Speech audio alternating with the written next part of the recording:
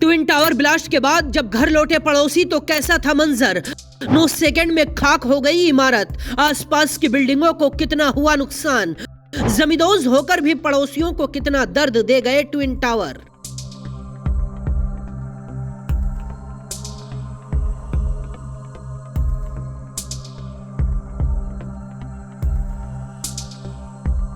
नोएडा के twin tower अब इतिहास के पन्नों में दर्ज हो गए हैं। नोएडा के सेक्टर 93 में करीब 300 करोड़ की लागत से बनकर खड़े हुए ट्विन टावर पलक झपकते ही खाक में मिल गए।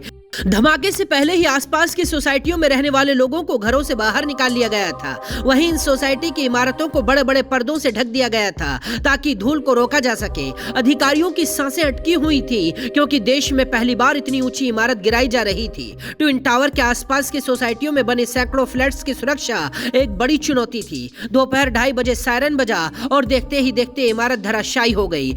यहाँ तक की कहानी तो आपने देखी होगी। ट्विन टावर के जमींदोज होने के सैकड़ों वीडियो भी आपने देखे होंगे, लेकिन इसके बाद के हालात और नुकसान की कहानी हम आपको बताएंगे। इस धमाके में एटीएस विलेज की लगभग 10 मीटर लंबी बाउंड्री वॉल टूटी है। एटीएस विलेज में बाउंड्री वॉल के अलावा शीशे भी टूटे हैं। इन्हें विस्फोट करने वाली कंपनी एडिफाइस ही ठीक कराएगी। इसके लिए सोसाइटी वासियों को कोई खर्च नहीं देना होगा। नोएडा की एमराल्ड कोर्ट सोसाइटी से सिर्फ 9 मीटर दूर है। यहाँ कोई नुकसान नहीं हुआ है। धूल का गुबार ऐसा था कि लगा आसपास की सोसाइटियों को रहने लायक बनने में काफी वक्त लगेगा।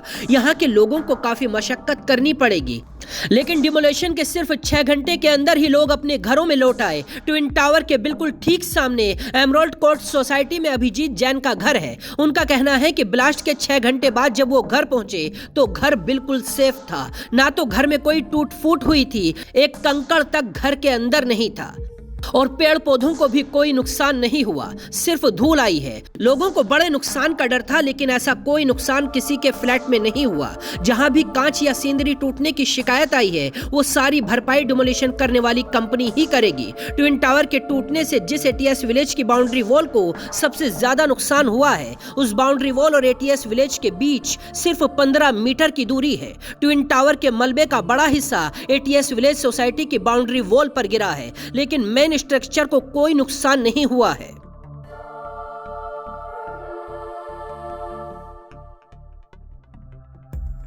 ट्विन टावरों को ध्वस्त करने वाली मुंबई की कंपनी एडिफाइस इंजीनियरिंग ने एहतियात के तौर पर पहले से ही 100 करोड़ का बीमा कराया था। कहा जा रहा है कि अगर आने वाले 3 महीनों तक किसी भी फ्लैट को कोई नुकसान होता है तो कंपनी ही उस फ्लैट की मरम्मत कराएगी। चलिए जाते जाते आपको ट्विन टावर की एक और तस्वीर दिखाते हैं। अगर ट्विन टावर पूरी तरह से बनकर तैयार हो जाता तो ठीक ऐसे ही दिखाई देता, लेकिन इस इमारत में भ्रष्टाचार की दीमक लग गई और बीच में ही इसका निर्माण रोका गया और अब ट्विन टावर इतिहास बन चुका है। बाकी खबरों के लिए देखते रहिए जनसत्ता.com।